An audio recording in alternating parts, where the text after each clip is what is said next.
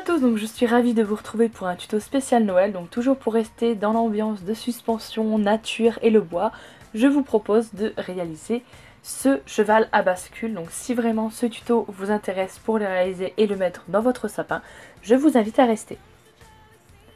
Pour commencer, vous allez prendre de la pâte marron clair ou beige, vous allez venir y découper la forme d'un cheval, donc le cheval que j'ai utilisé vous le trouverez en barre d'infos pour réaliser le patron, sinon vous le faites à la main.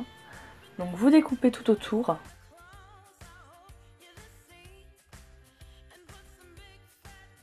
Vous enlevez le superflu et vous venez tout simplement adoucir le bord avec vos doigts.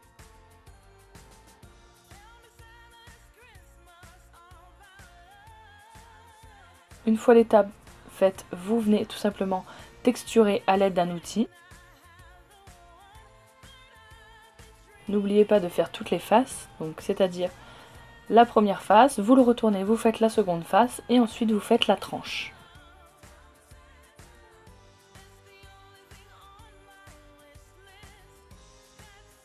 Ensuite, vous allez venir ce que moi je vais appeler les bascules. Donc il y en a deux, donc vous faites exactement de la même épaisseur que le cheval. Donc pour l'épaisseur, moi je me suis fait la plus grosse épaisseur de ma machine à pâte et je l'ai doublé en fait tout simplement pour avoir une plus grosse épaisseur. Donc vous en faites deux. Vous venez tout simplement également adoucir les bords et vous venez faire l'effet bois. Donc des deux côtés. Et n'oubliez pas les tranches également.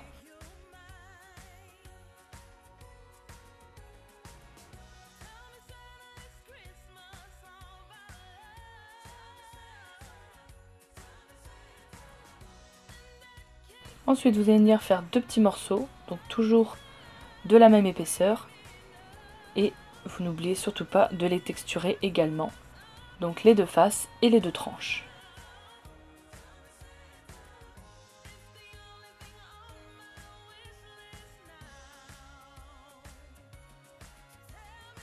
Vous n'oubliez pas de faire un petit trou pour passer la anse et également un deuxième trou pour passer la ficelle et vous mettez le tout à cuire.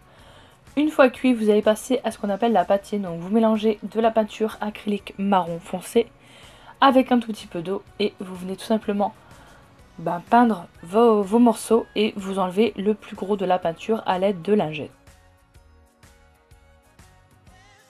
Vous faites l'opération autant de fois que vous souhaitez jusqu'à obtenir le rendu que vous désirez.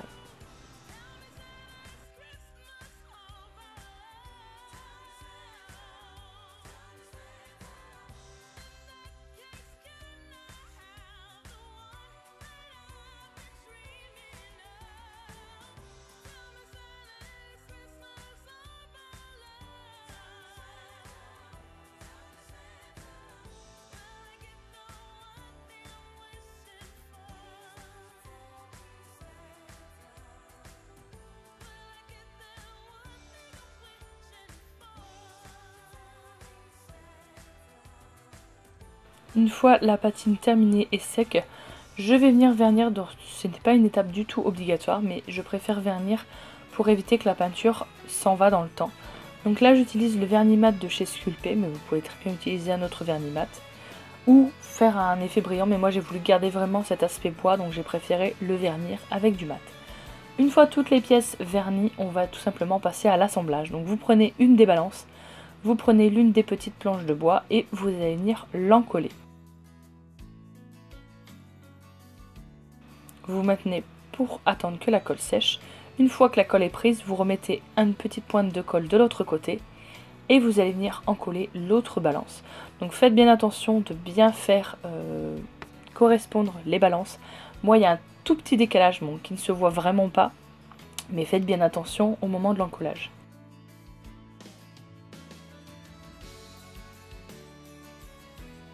Une fois les deux parties collées, vous allez venir prendre votre cheval et vous allez venir prendre l'autre planche pour voir à quelle distance mettre l'autre planche. Donc pour cela, vous mettez deux petits points de colle de chaque côté. Donc je vais venir encoller la première partie, je vais venir presser avec mes doigts. Et une fois que la première partie est collée, je vais venir tout simplement encoller la deuxième.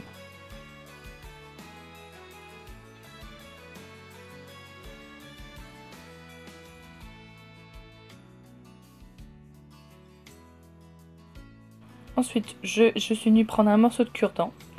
Je suis venue couper les bouts pointus et je viens tout simplement le mettre dans le petit trou que j'ai fait au départ pour faire la anse où on se tient quand on fait du cheval à bascule. Ensuite, je viens mettre 2 petits points de colle sur les pieds du cheval et je vais venir tout simplement le positionner au milieu des 2 petites planches.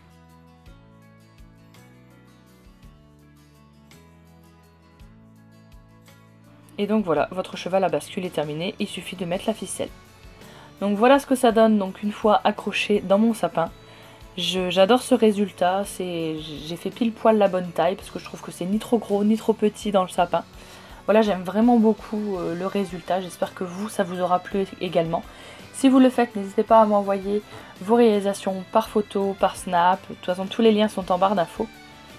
Je vous dis à très bientôt pour une prochaine vidéo.